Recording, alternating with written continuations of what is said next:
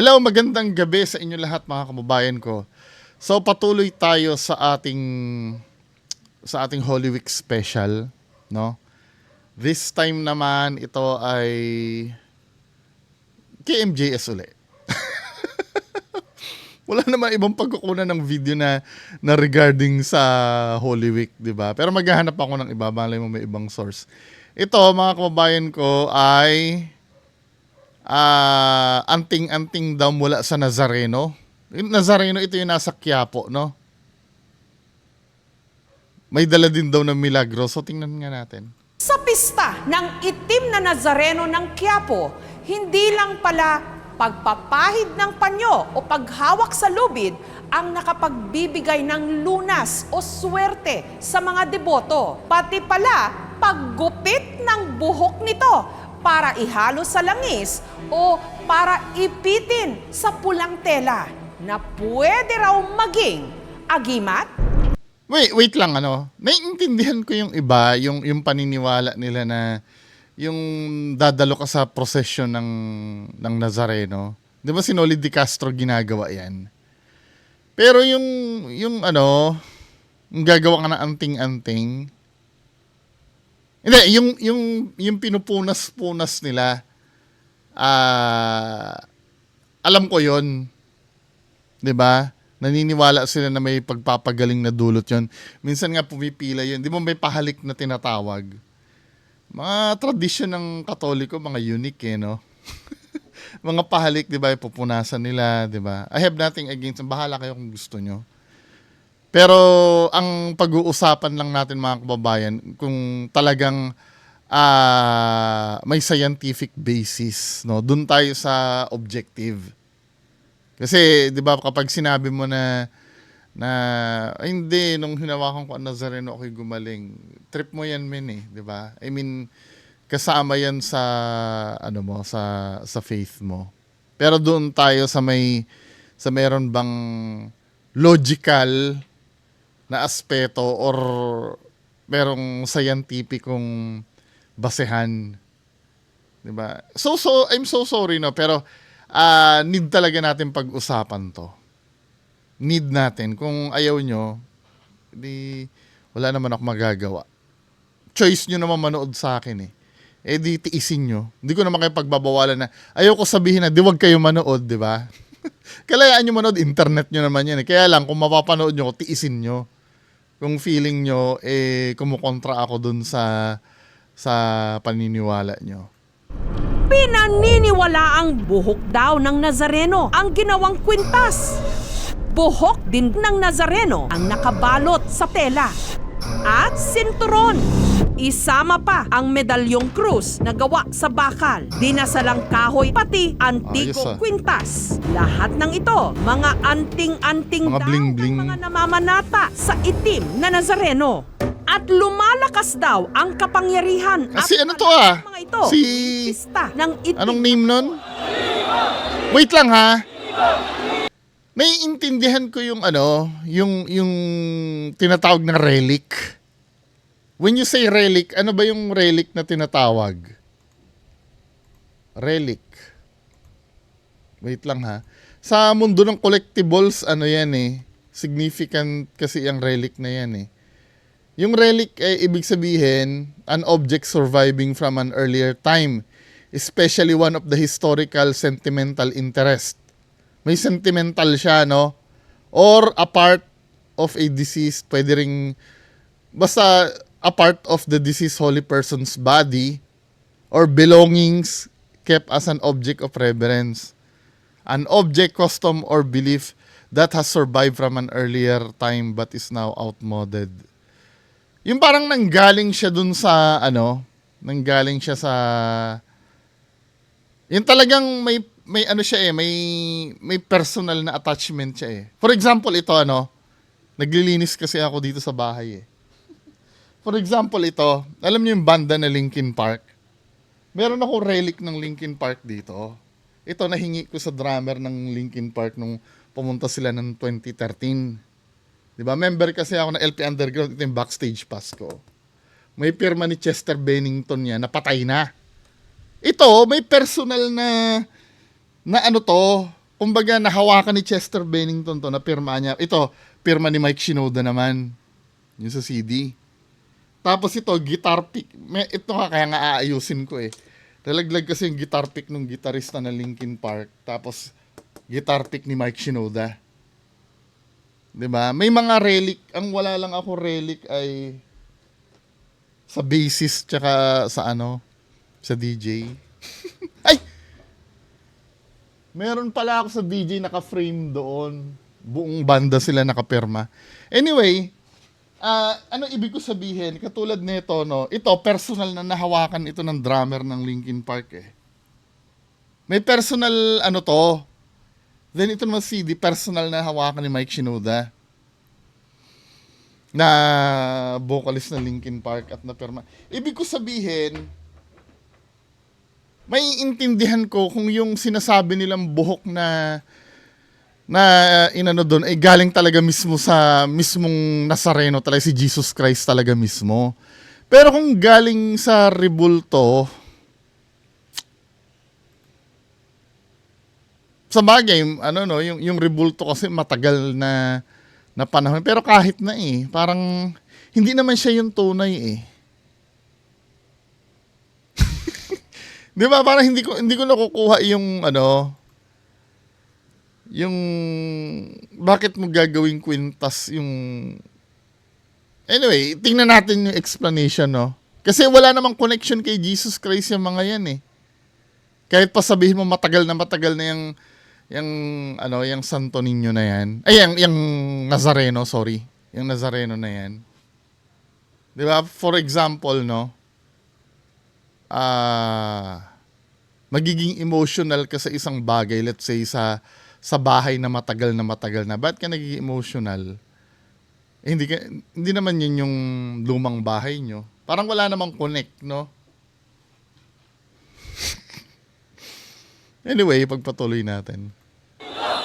Nitong Huwebes, katulad ng inasahan, umalon na naman ang dagat ng tao sa Maynila para sa taunang traslasyon. Tatapakan po yung ulo ko ng sipa ng 3 beses siguro, kaya po ako nag-blackout. Minalya kami ng mga tao. Pero kahit pa anak, Ito, malinaw na wala ma-offend idolatry na talaga to eh. Kasi nagigets ko yung sinasabi ng mga Katoliko na ginagalang lang nila yung rebulto, hindi nila sinasamba. Pero malinaw dito, inaano nyo pinapagkandarapaan nyo eh. Hindi na paggalang, higit na sa paggalang yan eh. Di ba? Anyway, kung trip nyo yan, nadaanan ko lang naman ito. Baka may magalit sa akin eh.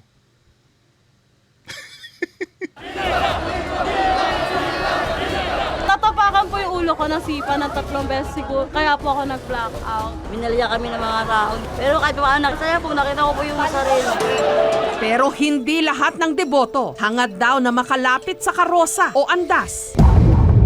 Ang pakay ng ilan, mapasakamay ang nahuhulog daw na buhok ng itim na Nazareno na ginagawa nilang agimat.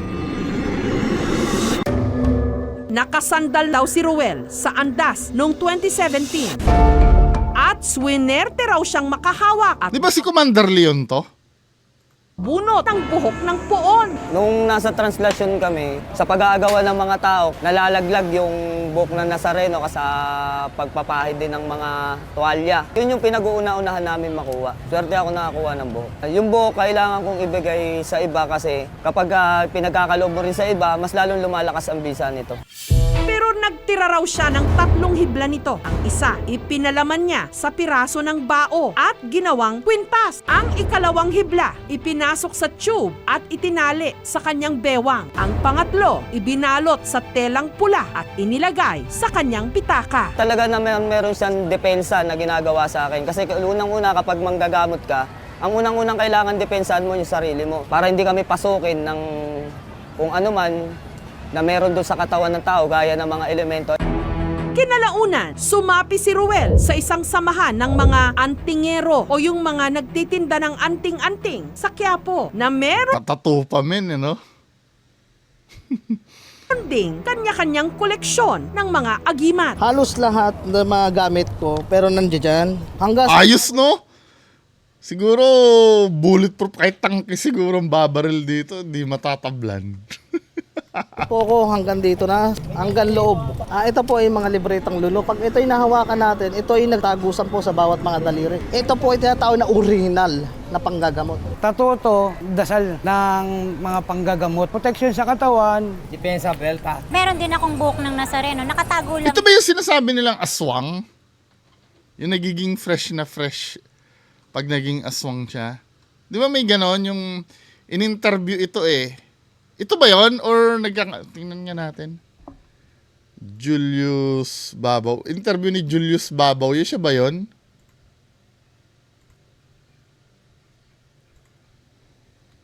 Julius Babaw. Aswang. Siya ba yun? Ito?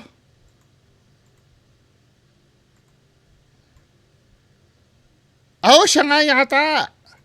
Oo, may nunal sa ano eh, siya. Ito yung aswang daw na pag nagiging aswang daw siya, nagiging maganda daw siya. Yun ang power na nabibigyan, nagiging fresh na fresh daw.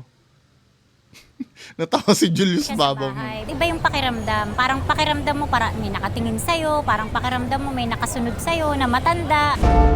Itinuturing ni Lynn na pampaswerte ang hibla raw ng buhok ng puon na bigay pa raw sa kanya ng isang tigasimbahan. Kung ang dulo lang ng damit niya mahawakan mo, malaking himala na. Bira po kasi mabigyan ng ganun. Matapos dasalan, inilagay sa altar. Nilagay ko po siya doon sa telang green. Kasi po para sa akin ang telang green sa negosyo, sa pera. At para hindi Anong nangyari do sa buhay mo, ate? Hindi, mamimiloso po lang ako ng konti, no? Ano, umunlad ba? Yung pagninegosyo? Or ano? Di raw mawala ang bisa nito, ang hibla ng buhok. Bawal na bawal daw makita ng ibang tao. Kaya hindi rin namin maipakita ito sa Pag sinasabing bawal na bawal makita, ano na yun eh. Ba't si kuya kanina na ipapakita niya? Baka naman kasi nagpapanggap ka lang na may buhok ka dyan. Minsan kadalasan ganun eh, no? Parang yung isang kulto na content natin, yung nagtataga din sa katawan, na meron daw libreta na galing daw sa langit na bumagsak. Tapos pag titingnan na ng grupo ng KMJS, bawal daw ipakita. Pero kinwento niya. Hindi ko nagigets yung logic nun, ano. 'Di ba? Tapos yung buhok kasi na yun, mga kababayan ko, pwede kasi yun ay minanufacture na dito sa Pilipinas. Kasi nagdi-deteriorate yun from time to time eh. Kaya kung mapapansin nyo, yung buhok ng Nazareno, minsan bago. Kasi parang piluka lang yan, di ba, na nilalagay doon sa rebulto. Siguro dahil doon sa mismong rebulto, nadikit yun, parang na-transfer ng power. Yun ba ibig nilang sabihin? Kasi yung panahon pa ng galyon yun, di ba? Yung Nazareno daw. Ang daming ang kwento yung kung ba't daw naging itim yun eh. Yun daw ay nilagyan daw ng lason or ano pa ba? Kasi may humalik daw doon na matay doon sa Nazareno. Nasunog daw yung galyon. Tingnan natin history ng Nazareno kung bakit itim ha.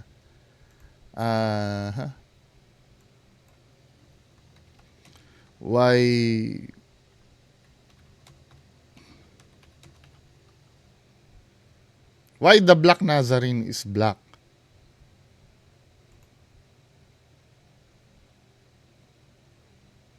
Ayan o, isa doon sa nasunog daw, ganito. Ito yung mga explanation. Pwedeng mystic wood, dark colored daw ginamit, or yung fire legend daw, a popular belief attributes the color of the image to a fire that broke out on the ship carrying from Mexico to Manila. May nangyari daw na sunog. Pero kung sunog yun, sana uling na yun, kung bakit itim.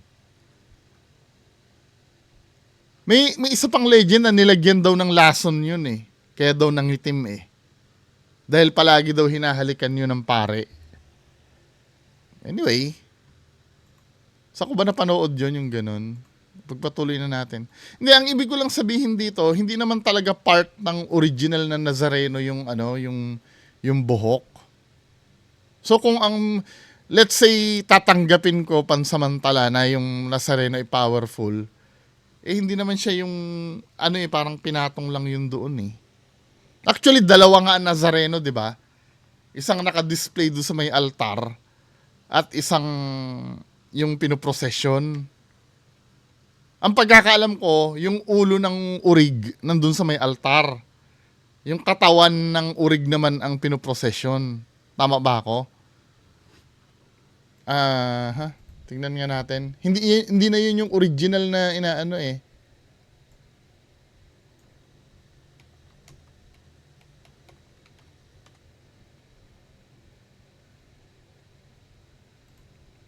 Ayan oh. Diba? The Black Nazarene has a duplicate due to combination of historical circumstances and the need to protect the original image during processions and other religious activities. The original image was damaged during a fire and later the original was deemed too fragile to handle during large procession like the translation. To address this concern, a replica was commissioned. And now, a composite image combining the original head with the replica body. Yung head ng original sa procession. Yung katawan, yun yung duplicate.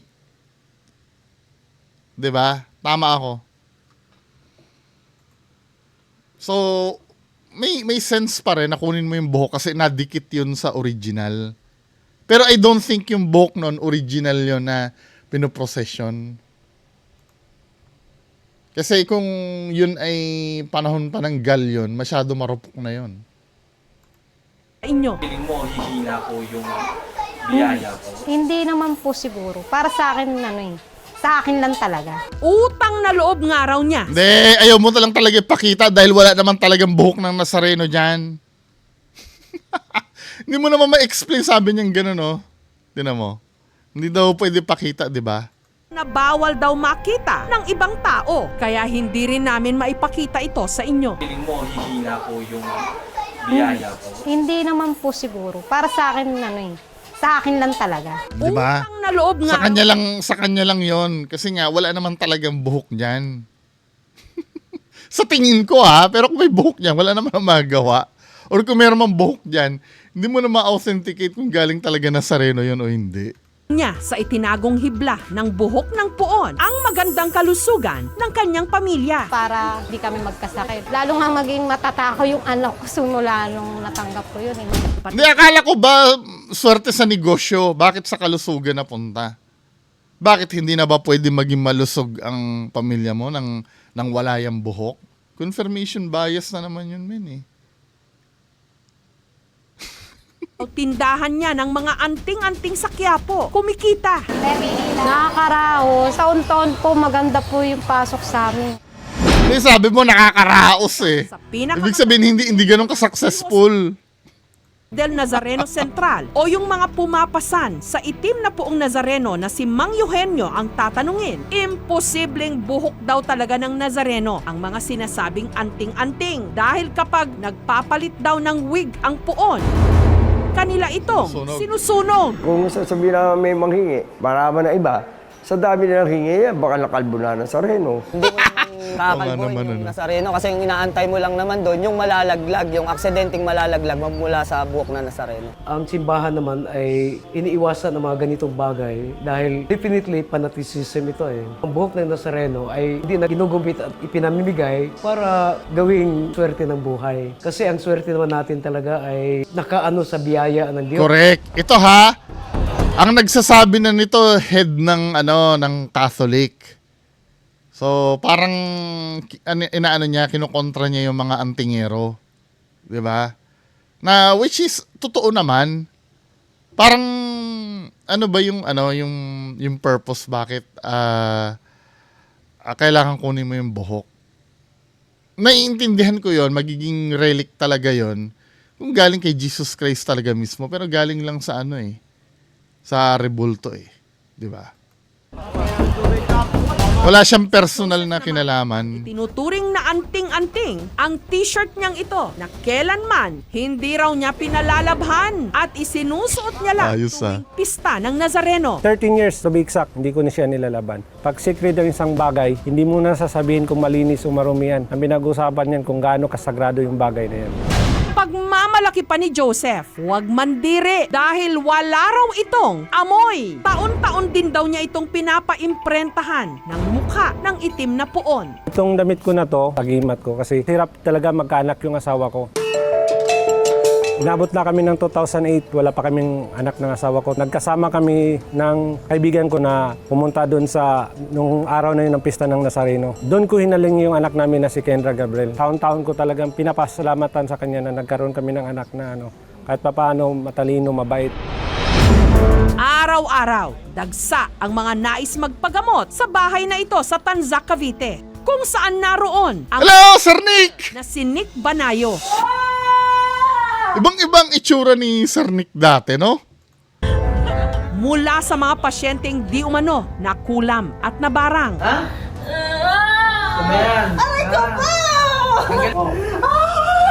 Ito yung ano ko, ito yung pinagtataka ko, no? Yung mga ginagamot nila. Let's say, kasi di ba pagka i-debunk mo itong mga ginagamot na to,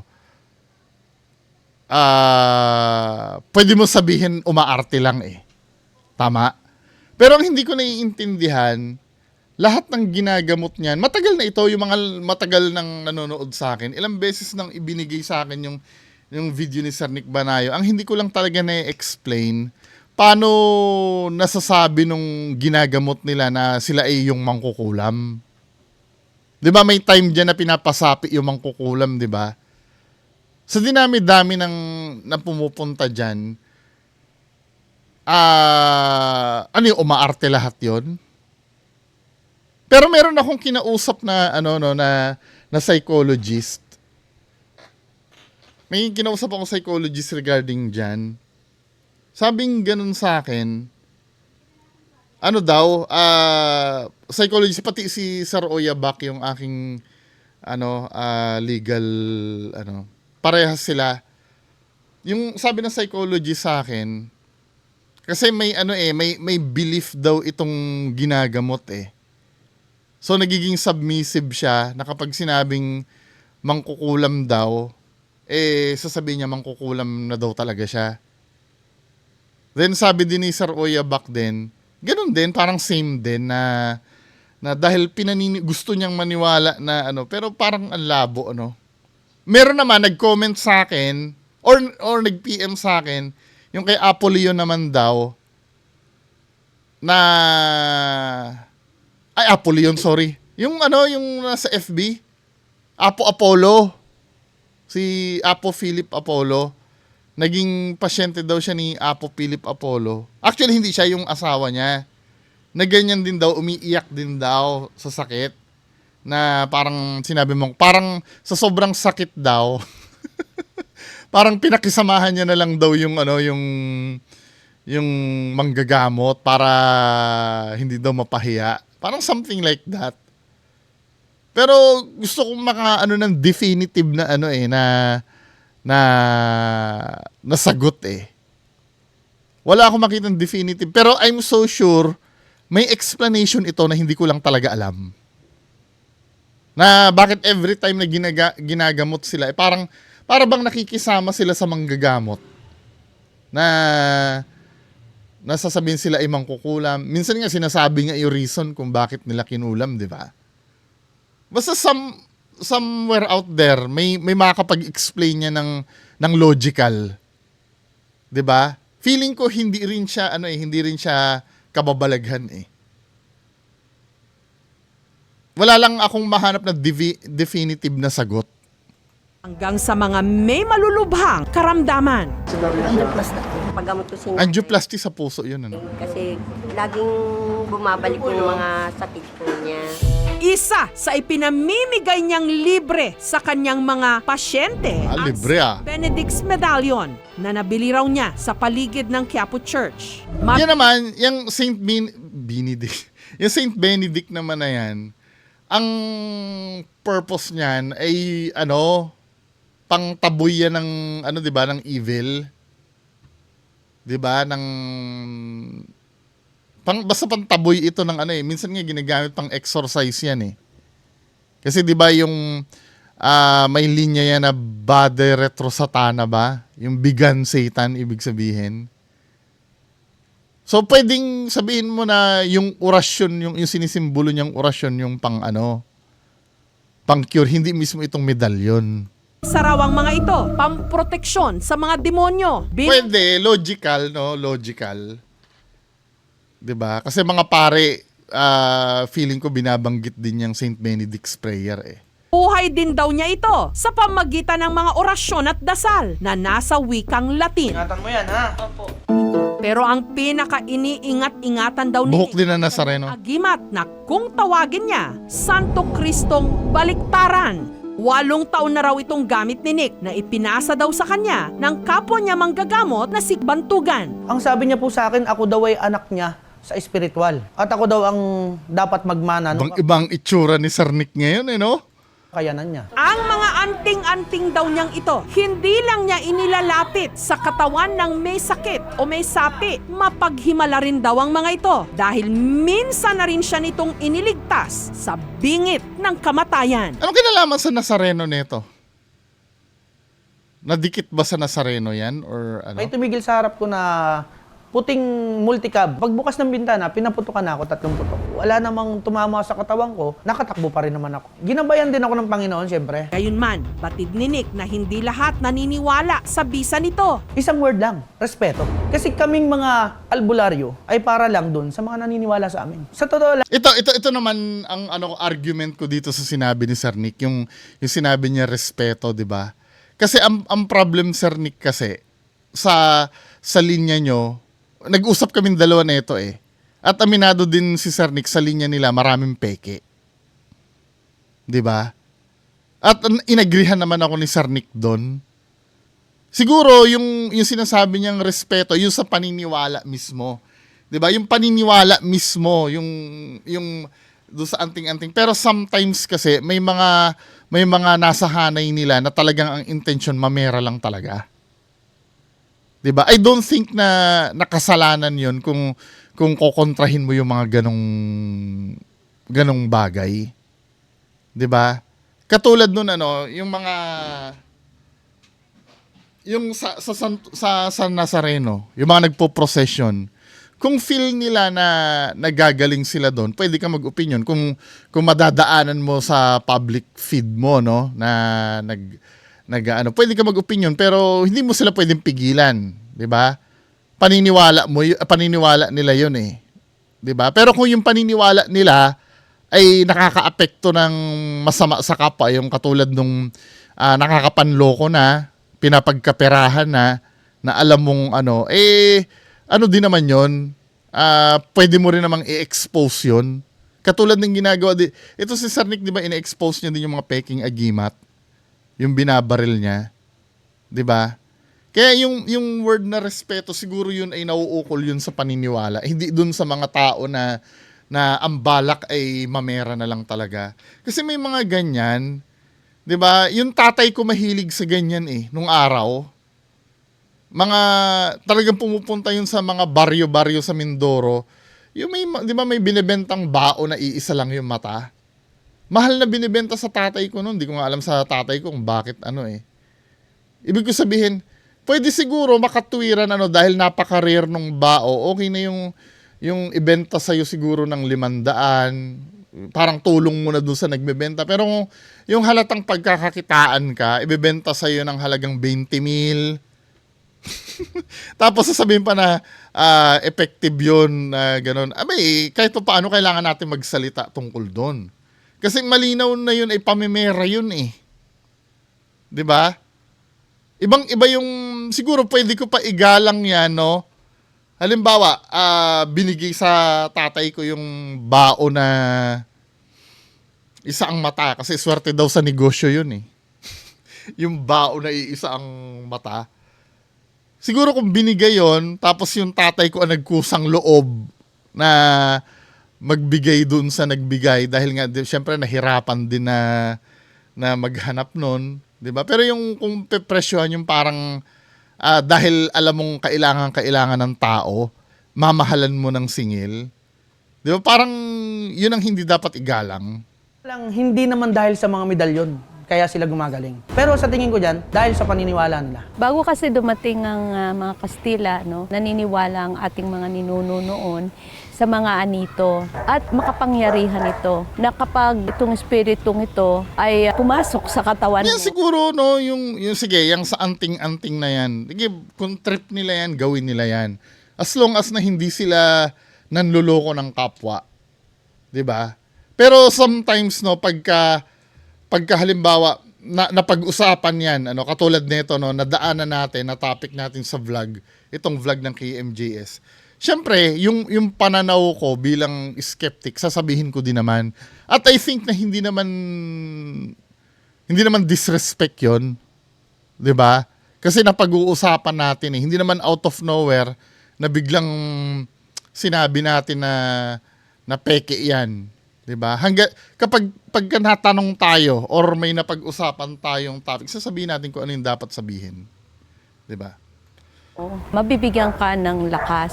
Kaya naging tradisyon na rin sa atin yung anting-anting, no? Na humihingi sila, nagdadasal sila at maipasa sa kanila yung mga kapangyarihan na yon. Maganda yung... Ako, tatay ko, sobrang daming ganyan. May mga kristal pa yon sa opisina niya nung araw.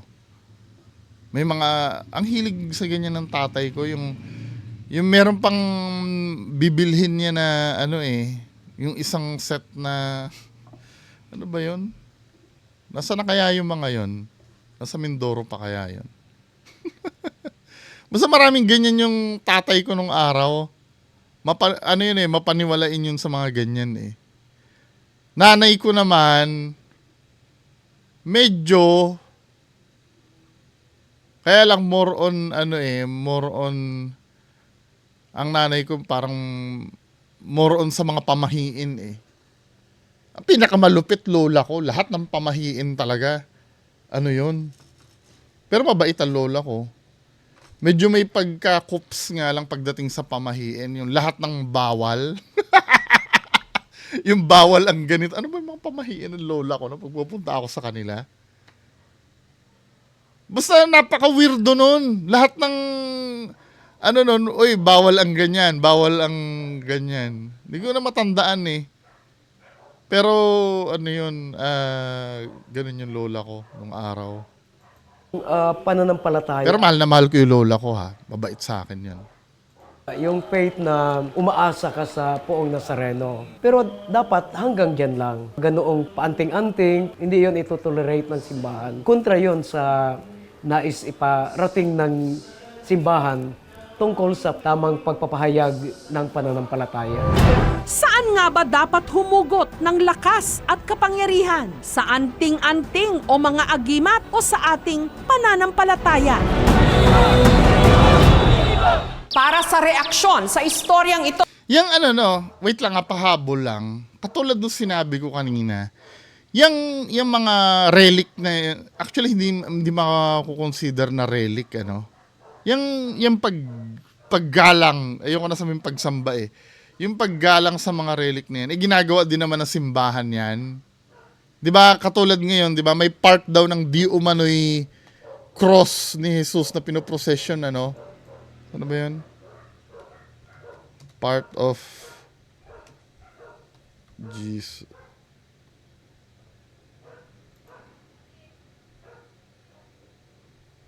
Merong dyan eh. May pinoprocession eh, na dinala dito sa Manila. Di ko na mahanap yung news na yon. Relic Jesus Cross. Ayan relic ng piraso ng krus ni Jesus na masisilayan. Na-prove nyo na ba na galing kay Jesus Christ ito? Relic ng piraso ni... Ito, kung halimbawa, kung ganyan ang deklarasyon, yun ang galing mismo dun sa cross, I don't know kung paano nila na-verify, no?